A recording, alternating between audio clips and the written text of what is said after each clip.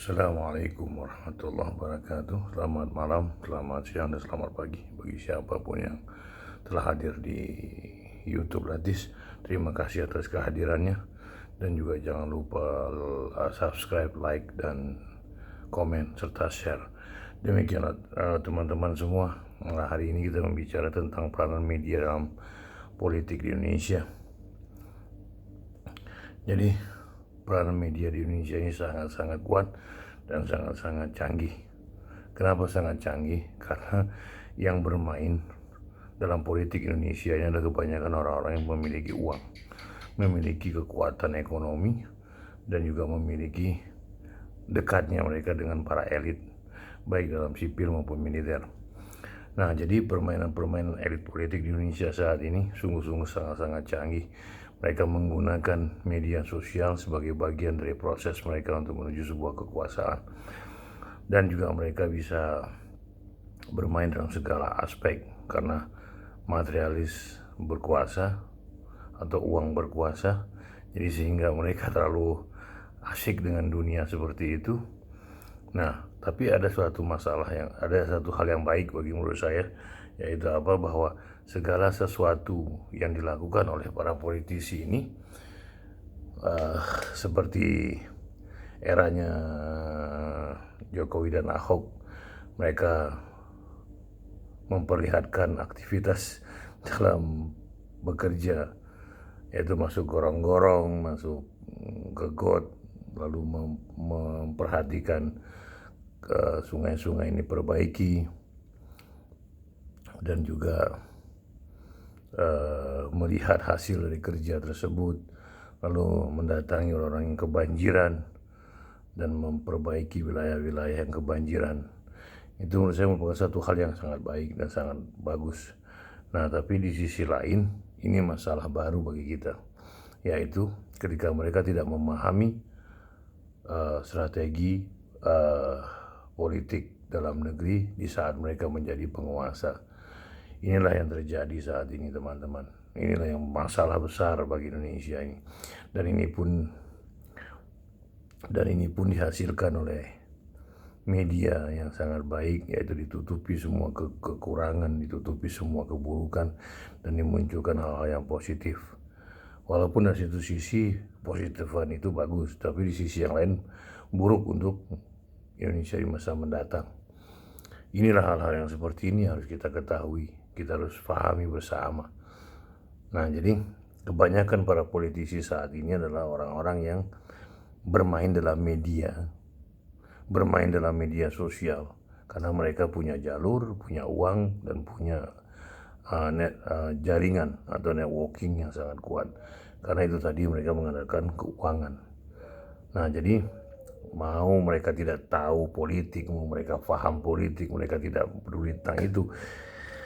Yang penting bagi mereka adalah berkuasa, menguasai, dan juga ya semoga aja dalam hati kecil mereka ada sesuatu yang berbuat untuk rakyat. Kita harapkan itu terjadi. Nah, kalau kita bicara tentang Jokowi saat ini, saya melihat bahwa di internal inilah yang sangat-sangat parah, yaitu banyaknya orang-orang yang memanfaatkan lingkungan mereka untuk memperkenalkan diri mereka sebagai calon presiden, dan mereka juga, tapi di sisi yang lain juga mereka jadi bekerjanya secara bagus gitu loh, biar dilihat oleh orang. Ini juga berbahaya, karena hati-hatinya di mana? Hati-hatinya adalah di saat mereka berbuat sesuatu. Nah, pada akhirnya ketika mereka nanti menjadi calon dan dipilih, ini yang bahayanya. Karena apa? Mereka tidak memahami. Ini yang bahaya sekali. Nah, di situ sisi yang lain, lingkaran mereka pun orang-orang yang terkadang kebanyakan itu hanya aktivis di masa kuliah mereka, atau sebagai seorang yang bisa dikatakan aktif di ekstra kampus lah. Ya, mereka melakukan jaringan-jaringan senior dan junior. Nah, ini yang membahayakan sekali. Tapi kita kan udah tahu bagaimana kualitas mahasiswa Indonesia. Kemarin saya sudah bahas di sana. di bagian sebelumnya. Nah, jadi yang maju di sini adalah orang-orang yang berdekatan dengan orang-orang yang ingin jadi tokoh ini adalah orang-orang yang bermain di ekstra kampus. Seperti itu. Nah, gaya strategi mereka gaya strategi liar. Pakai apa? Pakai segala sesuatu yang rakyat suka. Seperti apa?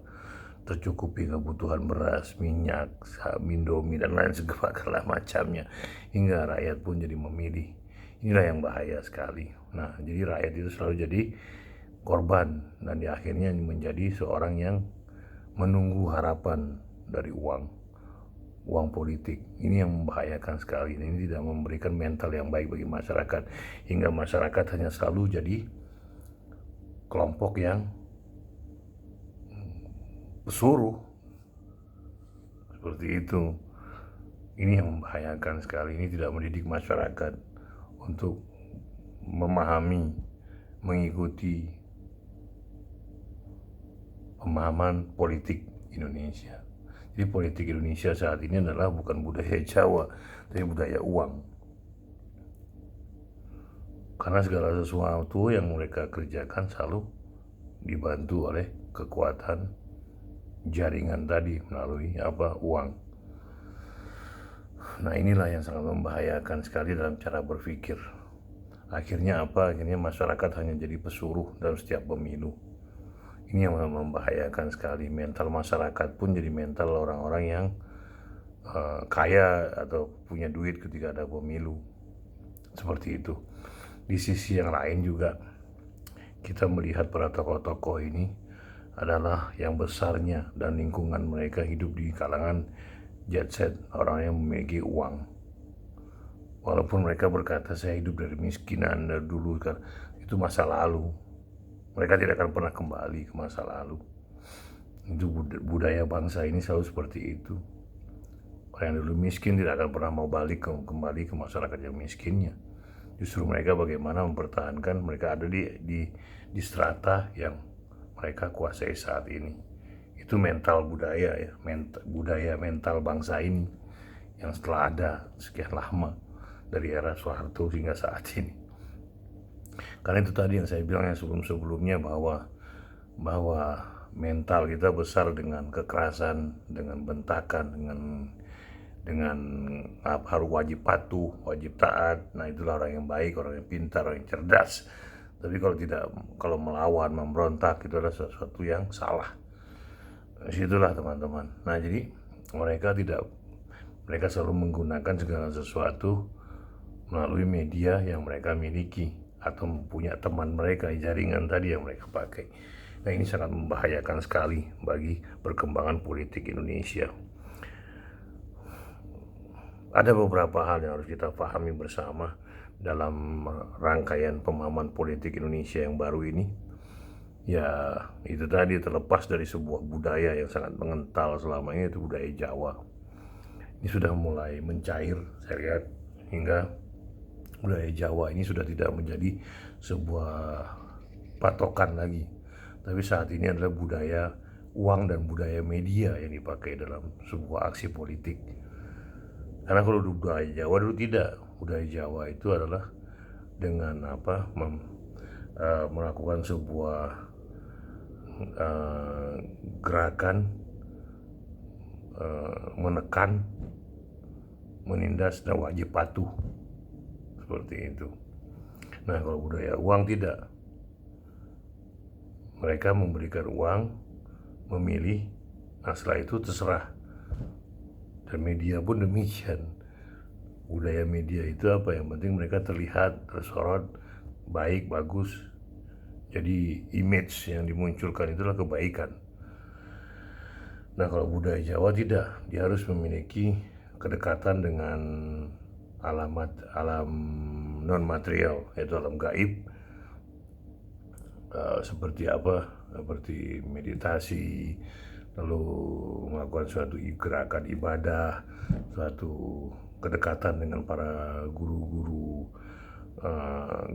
yang memiliki pemahaman tentang kejawen dan lain sebagainya, baik Islam maupun yang lain sebagainya. Nah, mereka itu selalu berdekatan dengan ini. Nah, tapi sekarang ini tidak.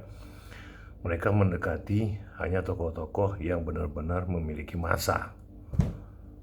Jadi benar-benar mereka meneliti punya massa apa tidak, taat apa tidak massanya, patuh apa tidak pada gurunya. Nah ini saat ini yang terjadi. Jadi mencairnya budaya Jawa ini merupakan satu hal yang sangat positif, sebab apa mulai mengajarkan kepada kenyataan. Di sisi kenyataan ya, realitas itu dilihat. Nah tapi inilah artifisial ini yang terlalu kuat, atau kepura-puraan ini yang terlalu masih kuat. Karena apa? Ya mereka tidak memiliki kemampuan dalam politik. Seperti itu.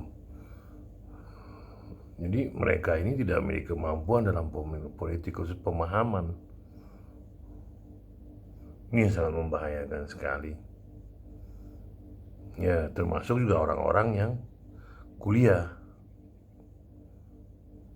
tapi mereka asik dengan ekstra kampus. Akhirnya terjadi apa? Materialisme.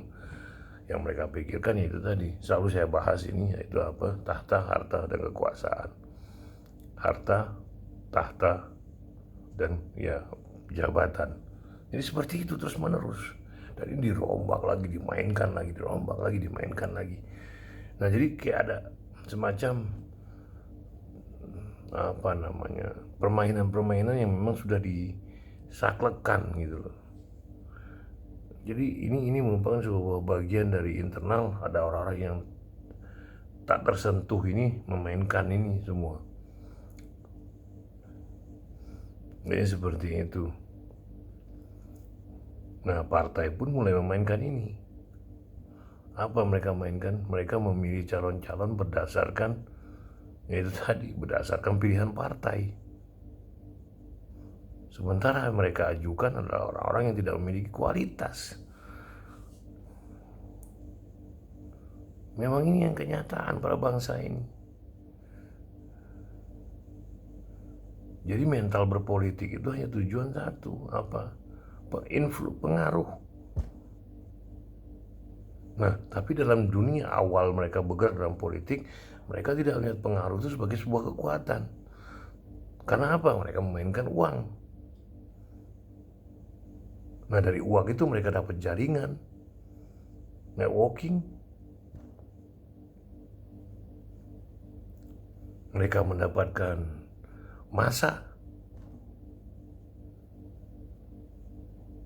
Jadi memang benar-benar fatalis sekali Indonesia ini, hingga kita selalu terasingkan dengan dunia-dunia seperti ini. Ini sangat membahayakan menurut saya pribadi, karena ini tidak mencerdaskan, tapi ini justru menyengsarakan. Apa menyengsarakan? Dalam pengertian gini, jadi masyarakat itu hanya stempel, dan di saat diperlukan itu hanya saat-saat pemilihan, dan itu terus berulang-ulang dari tahun ke tahun. Seperti itu. Jadi aktualisasi berpikir itu tidak dikeluarkan oleh masyarakat. Makanya dalam sebuah video saya yang lalu-lalu itu saya membahas tentang ini. Ya, biar masyarakat punya eksistensi, ya, lihatlah video tersebut. Jadi saya akan telah membahasnya. Seperti itu teman-teman. Jadi bagaimana sekarang terjadi? Ya itu tadi. Kita harus mempercayai sama orang yang memiliki pemahaman ilmu. Tapi juga kebanyakan orang yang berilmu itu asik dalam ruangan penelitian, asik dengan ruangan buku. Nah mereka tidak pernah keluar. Tapi ketika sekali mereka keluar, kebanyakan mereka itu dijauhi. Karena apa? Mereka tidak punya materi. Dan dianggap orang rendah, orang rendahan. Dalam sebuah kumpulan pun mereka dianggap orang yang tidak memiliki apa-apa. Karena apa? Materi mereka tidak ada. Mereka hanya punya ilmu, tapi tidak punya materi. Jadi pemikiran-pemikiran materialisme itu terlalu ditekan pada kehidupan saat ini. Karena itulah jalan yang mereka ingin kuasai. Itulah jalan yang ingin mereka lakukan. Kenapa elit dan oligarki ini selalu bersatu, saling membutuhkan, nanti bermain lewat apa? Lewat undang-undang. Undang-undang apa? Tentang tenaga kerja. Tenaga kerja cutinya sekian tahun, sekian lama, lalu gaji sekian, segala macam. Lalu bagaimana cara menerima mereka? Itu nggak dibahas.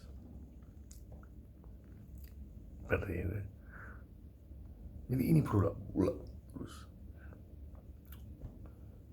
dan sustainable, berkelanjutan. Dan asiknya orang-orang intelektual yang ada di Indonesia ini ya seperti itu. Mereka bergelut dalam riset, bergelut dalam kajian. Tapi ketika mereka keluar, mereka tidak dianggap terkadang. Karena apa? Tidak punya materi. Mereka hanya dibutuhkan saat diskusi dan saat penelitian. Setelah itu nggak ada. Ditanya pun tidak dalam cara bagaimana melaksanakan sebuah aksi atau dalam bagaimana mereka.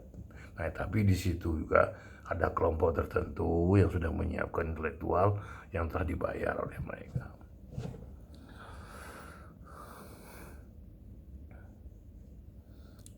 Jadi seperti itu.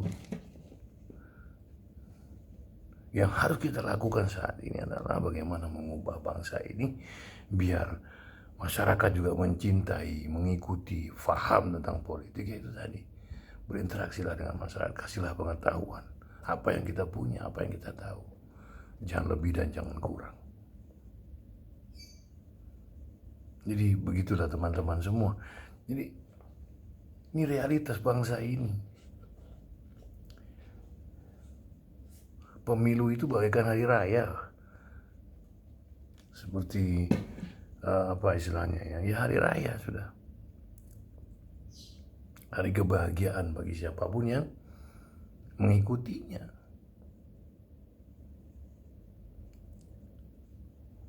Jadi seperti itu. Sekarang bagaimana kita merespon itu? Ya itu tadi, bila teman-teman punya kemampuan berbicara, bicaralah. Bila teman-teman punya kemampuan menulis, menulislah. Ini untuk menjelaskan kepada masyarakat tentang keberadaan bangsa ini yang sebenarnya. Yang lebih parah daripada ini adalah apa? Ketakutan kita, orang-orang yang bermain ini, bermain dengan bangsa asing.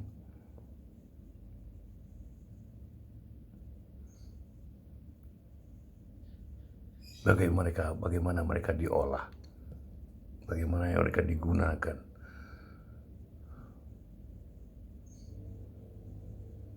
Luar biasa. Sampai satpam pun sekarang orang Cina.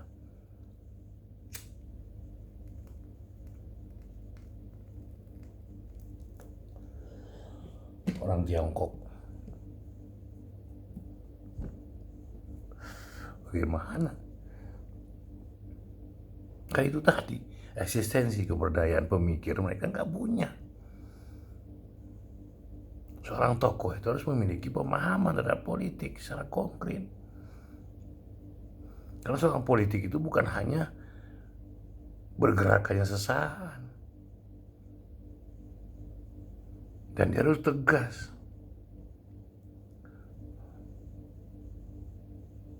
Dia harus tahu, dia harus paham. Dia harus mengerti tentang situasi masyarakatnya, budayanya, sosialnya, ekonominya. Seperti itu. Ideologinya bagaimana?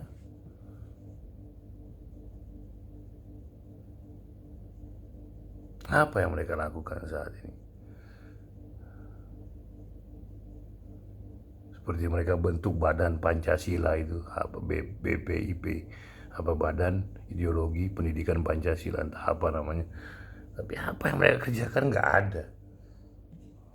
Malah nggak ada kerjaan, tapi digaji terus.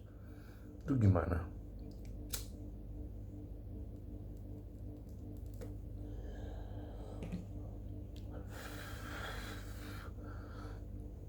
Lemhanas udah kurang berperan. Lembaga Ketahanan Nasional itu think tank lah istilahnya dalam sebuah negara. Itu kan hasil dari intelijen, hasil dari penelitian ahli, segala macam dimasukkan jadi satu, akhirnya menjadi sebuah bundel untuk dilaporkan kepada negara. Itu mereka sekarang tidak pakai.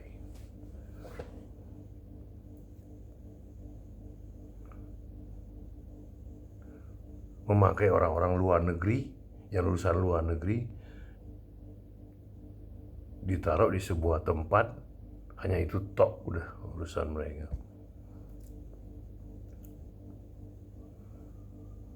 Ini yang harus kita bahaya sekali. Saya juga udah memberikan video tentang orang-orang luar negeri. Ya syukur-syukur mereka dari kecil hidup di antara kalangan orang nasionalis. Tapi bila tidak, mereka hidup dari kecil, entah bapaknya, ibunya, atau tante-tantenya menyintai Indonesia, ini bagus. Tapi kalau tidak, gimana? Bermain sendiri. Habis bangsa ini. Seperti itu. Nah makanya teman-teman, dalam melakukan sebuah pemilihan presiden atau apapun, marilah kita lihat soal orang itu melalui daya pikir mereka, jangan apa yang mereka lakukan.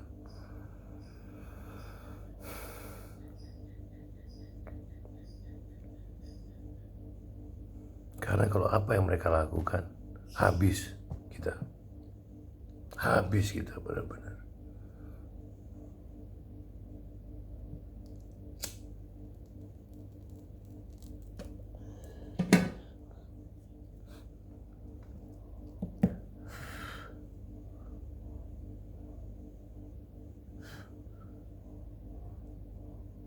Jadi orang-orang cerdas ini tidak bisa dimunculkan. Kenapa? Karena mereka yang tadi elit dan oligarki yang menguasai dalam setiap pemilu. Seperti saat ini, banyak orang-orang yang ingin mencalonkan diri jadi presiden. Nah, kecerdasan mereka aja kita nggak lihat. Gimana bisa jadi calon presiden? Berarti apa yang mereka andalkan? Uang, networking, atau jaringan. Dan dia adalah orang partai.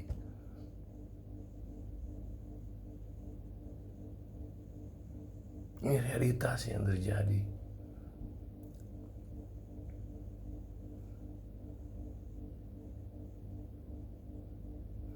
Ini harus bahaya sekali. Bila ini terus-terus digulirkan dan ini tidak ada hasil, wah bahaya sekali. Akhirnya orang hanya bermain demi kepentingan kelompok dan kepentingan dirinya sendiri. Ketika ada apa-apa di negeri ini, mereka bisa lari ke luar negeri.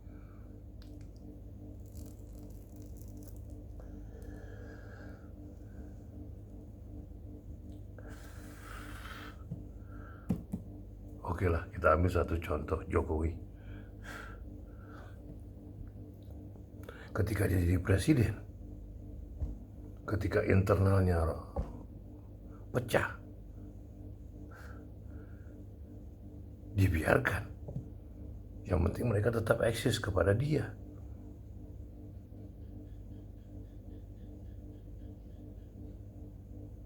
Seperti itu. Ya bagi kawan-kawan yang pernah tahu tentang ini, saya pernah juga ceritakan tentang ini dari awal Jokowi pertama memimpin hingga pemilihan kedua, saya sudah bilang ini akan terjadi, dan itu terjadi.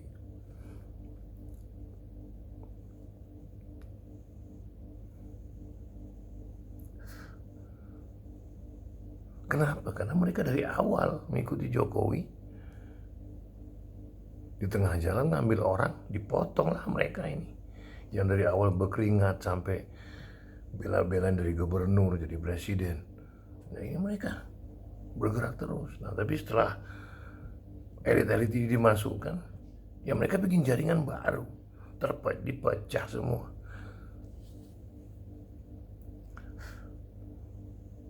Ini realitasnya.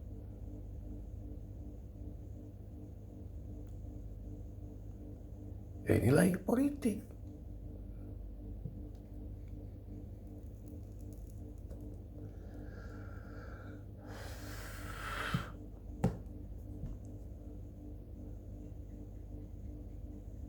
Seperti itu teman-teman semua. Nah akhirnya pada akhirnya juga ya yang dikorbankan adalah rakyat. Lewat apa? Ekonomi tidak berjalan. Yang hanya unggul saat ini adalah dua hal, pertama infrastruktur dan apa, teknologi. Itu aja yang unggul saat ini. Kenapa saya bilang seperti itu? Ya itu tadi,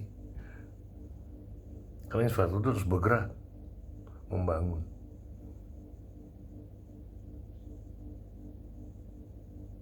berguna apa tidak itu hal lain. Teknologi ya kita bisa lah membuat sesuatu, tapi kurang promosi. Seperti HP dibuat lokal, laptop dibuat lokal, tapi kurang promosi, segala macam kita dibuat lokal. Termasuk juga sekarang kapal perang KCR dibuat di dalam negeri, pesawat terbang dibuat di dalam negeri. Itu dari dulu lah, dari bikin ya. Nah, tapi perancangan yang paling bagus saat ini ya keberhasilan itu dirasakan saat ini. Seperti itu. Itu pun hasil dari masa lalu yang bergerak secara berkelanjutan. Bukan saat ini terjadinya. Tapi saat ini adalah yang menerima hasil dari apa yang mereka lakukan di masa lalu. Seperti itu. Orang-orang ini selalu melihat segala sesuatu bukan berdasarkan apa yang dilakukan, apa yang dia katakan, tapi melihat dengan siapa dia berteman dulunya. Contoh Habibie. Anjloknya rupiah hampir 20.000. Dalam berapa bulan Habibie bisa menurunkan uang itu menjadi 6.500. Titik poin terakhirnya. Satu. Yang kedua, Habibie memang melepas tim-tim. Kenapa? Ya karena Indonesia Raya dari awal tidak ingin mengambil tim-tim sebagai bagian dari negara bagian provinsinya. Karena perjanjian dengan Belanda, semua negara jajahan Belanda adalah bagian dari Indonesia. Yang ketiga, tim-tim ini tidak ada apa-apa. Tidak menghasilkan, justru membuang-buang uang.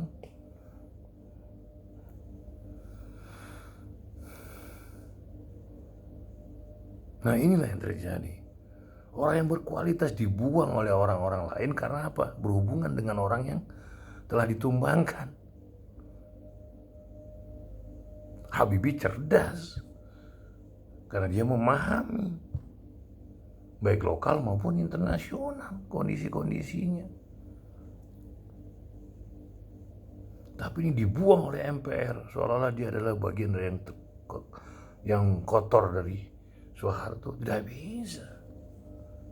Saya mencak-mencak waktu terjadi itu sama teman-teman saya yang demo anti Habibie.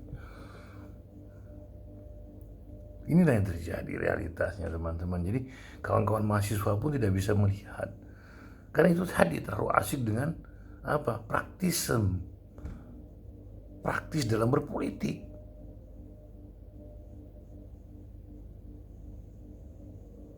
Tidak mengkaji, tidak mengkritisi, tidak melihat, tidak belajar, tidak membaca.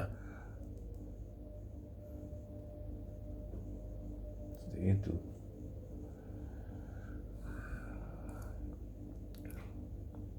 Padahal era Soeharto itu sudah lewat. Habibie ini adalah salah satu yang ingin merubah ini terjadi. Justru Habibie pun tidak diikutkan dalam penandatanganan dengan IMF. Akhirnya apa? Yang sangat membanggakan Indonesia, IPTN di off, nggak boleh aktif lagi. PAL di off, nggak boleh aktif lagi, pindah di off. Semua hal yang berkaitan dengan kepercayaan diri bangsa ini untuk membuat sebuah teknologi. Itu yang diserang oleh mereka. Kenapa bangsa itu tidak boleh maju?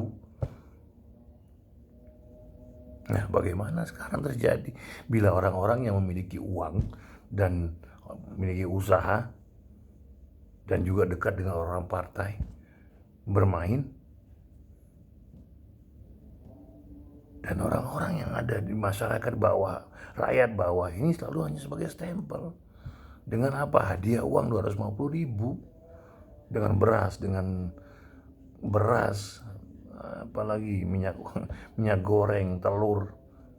Selalu begitu dalam setiap pemilihan. Kenapa? Ya karena itu tadi, biar memberikan suara pada yang dicalonkan.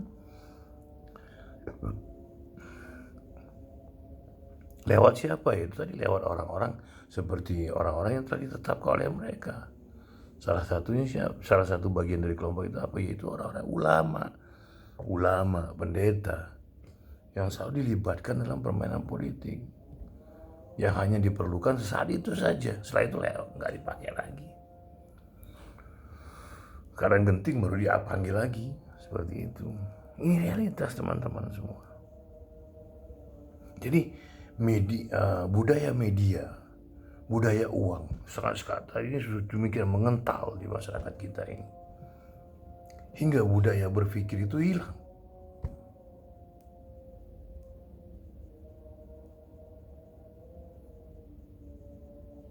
Demikian juga terkikisnya sebuah politik budaya Jawa yang demikian mengental pada bangsa ini selama 32 tahun itu mulai hilang, mulai cair.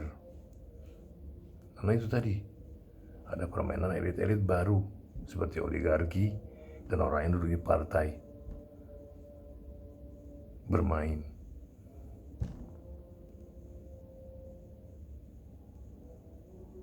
Ini realitasnya. Jadi uang dan oligarki merupakan sebuah kesatuan elit dan media. Jadi media ini sekarang adalah bagian dari permainan politik. Untuk apa? Image baik, dekat dengan rakyat, dekat dengan keluarga, berbuat baik untuk masyarakat, segala macamnya yang saya contohkan tadi. Masuk ke gorong-gorong, nungguin orang yang membersihkan saluran agar dapat air mengalir, hingga itu bagus. Tapi dalam sisi yang lain, pemahaman mereka terhadap keadaan itu yang penting. Ini harus kita lakukan. Habibie di zaman itu adalah satu tokoh yang sangat-sangat memahami luar dan dalam negeri. Tapi sama mahasiswa digulingkan, sama DPR ditentang pencalonan dirinya. Kenapa? Karena itu tadi melihat orang yang di dekat dia, Soeharto.